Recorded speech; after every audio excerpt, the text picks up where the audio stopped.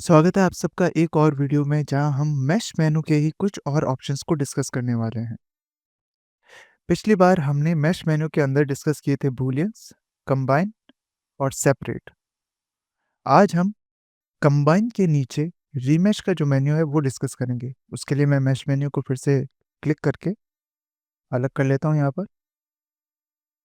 तो सेपरेट के बाद जो हमारा ऑप्शन है वो है कन्फर्म। कन्फर्म ऑप्शन यूज़ करने के लिए आपको एक ऑब्जेक्ट की सरफेस को दूसरे ऑब्जेक्ट की सरफेस से कन्फर्म करना पड़ेगा।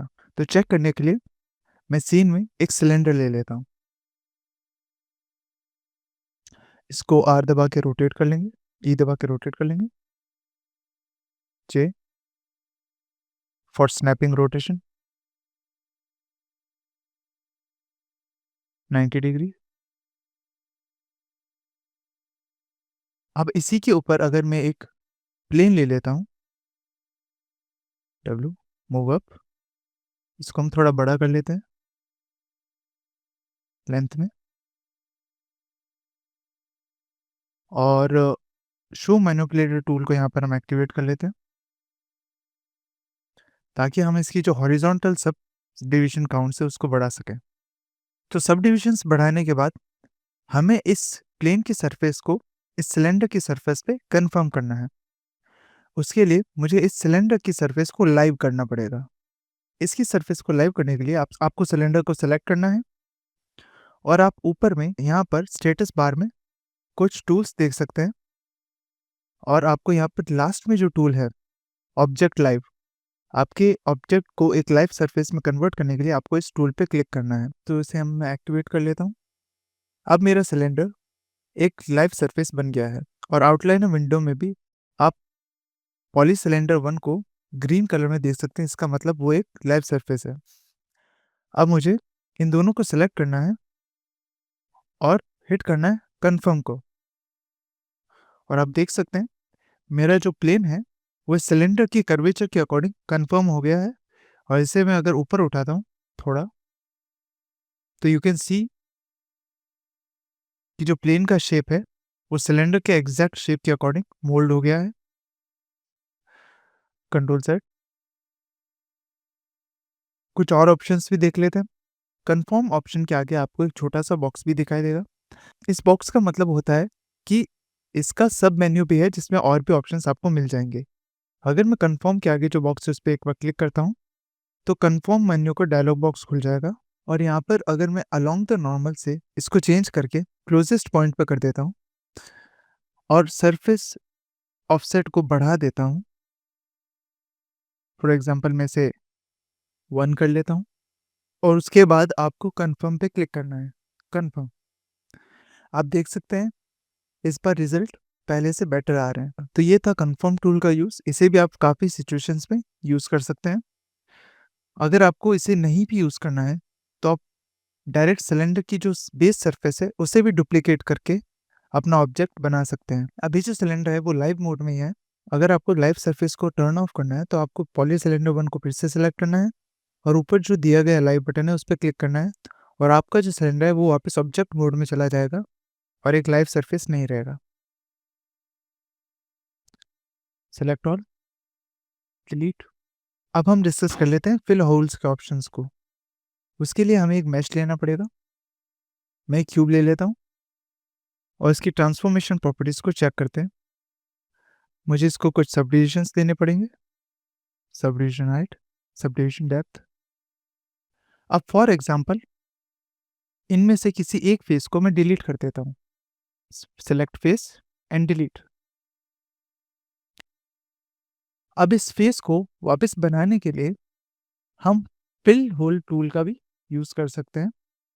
उसे यूज करने के लिए आपको इस होल के चारों तरफ दिए गए एजेस को सिलेक्ट करना है।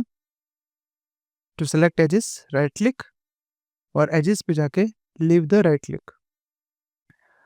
आप क्लिक करके और शिफ्ट होल्ड करके बाकी एजेस को सिलेक्ट कर सकते हैं,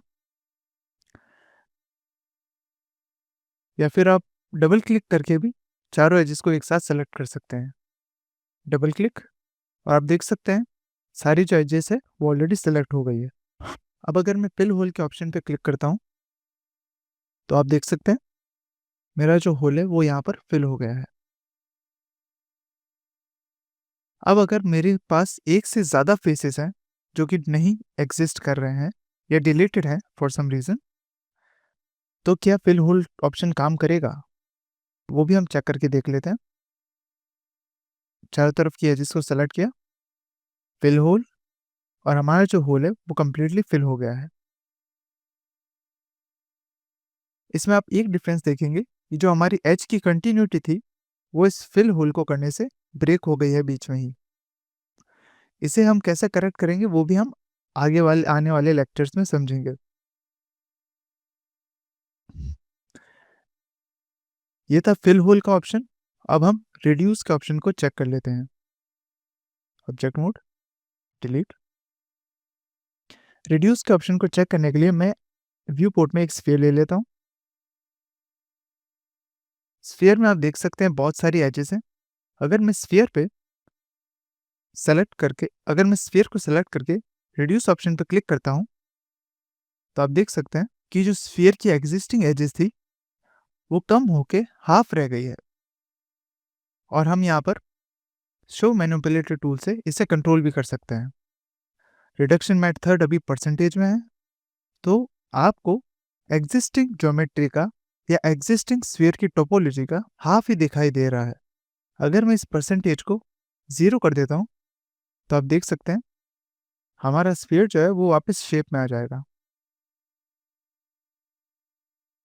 अगर आपको अपने ऑब्जेक्ट को रिड्यूस करना है, तो आप परसेंटेज मेथड या रिड्यूस मेथड से उसको रिड्यूस कर सकते हैं। यहाँ पर मैं 50 ले लेता हूँ, और ये हमारी एजेस को और फेसेस को हाफ नंबर में कन्वर्ट कर देगा। अब इसके हम कुछ और ऑप्शंस भी देख लेते हैं। Control Z, 0, enter, object mode. अगर मैं रिड्यूस के आगे जो डायलॉग बॉक्स है वो ओपन करता हूँ, तो आप देख सकते हैं यहाँ पर हमें कुछ ऑप्शंस दिखाई दे रहे हैं। Keep original. अगर आप कीप ओरिजिनल को चेक करते हैं, तो माया ट्राई करेगा कि आपका जो ओरिजिनल मैश है वो अपना फॉर्म मेंटेन करे। तो इसे आप हमेशा चेक कर सकते हैं अगर आपको फॉर्म मेंटेन करना है। अगर आपको फॉर्म से कोई लेना देना नहीं है, तो आप इसको अनचेक भी कर सकते हैं। नेक्स्ट, रिडक्शन मेथड में आप चेक कर सकते हैं परसेंटेज, वर्टेक्स लिमिट और ट्रायंगल लिमिट। ये 3 रिडक्शन मेथड हमें दिए हुए हैं। परसेंटेज मेथड हम ऑलरेडी चेक कर चुके हैं। वर्टेक्स लिमिट मेथड से आप इस स्फीयर में जो वर्टेक्स है उनकी वैल्यूज़ को लिमिट कर सकते हैं। फॉर एग्जांपल, अगर मैं वर्टेक्स लिमिट मेथड में 25 वर्टेक्स लिखता हूँ और रिड्यूस करता हूँ, ऑब्जेक्ट को सिलेक्ट करके रिड्यूस करता हूँ, तो मुझे एक नया ऑब्जेक्ट मिलेगा जिसमें बस 25 वर्टेक्स हैं। तो बेसिकली वर्टेक्स मेथड आपके स्फीयर के एक्स्ट्रा वर्टेक्स को हटा के उसको एक नया शेप दे देता है। अब वर्टेक्स लिमिट के अलावा हमारे पास एक और ऑप्शन है ट्रायंगल लिमिट की। अगर इसे भी हम ट्राई करके देख लेते हैं। ट्रायंगल लिमिट में अगर मैं ऑब्जेक्ट सेलेक्ट करके, इन दिस केस ये वाला ऑब्जेक्ट, इसे सेलेक्ट करके अगर मैं इसके ट्रायंगल्स को लिमिट करता हूँ और कहता हूँ कि मुझे बस 10 ट्रायंगल चाहिए और रिड्यूस पे क्लिक करता हूँ, तो ये एक नया ऑब्जेक्ट बनाएगा जिसमें कि बस 10 ही ट्रायंगल होंगे।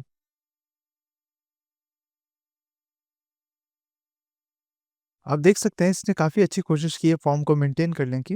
हाउएवर, ट्रायंगल्स की कमी की वजह से हमारा फॉर्म जो है वो all around the edges maintain नहीं हो रहा है।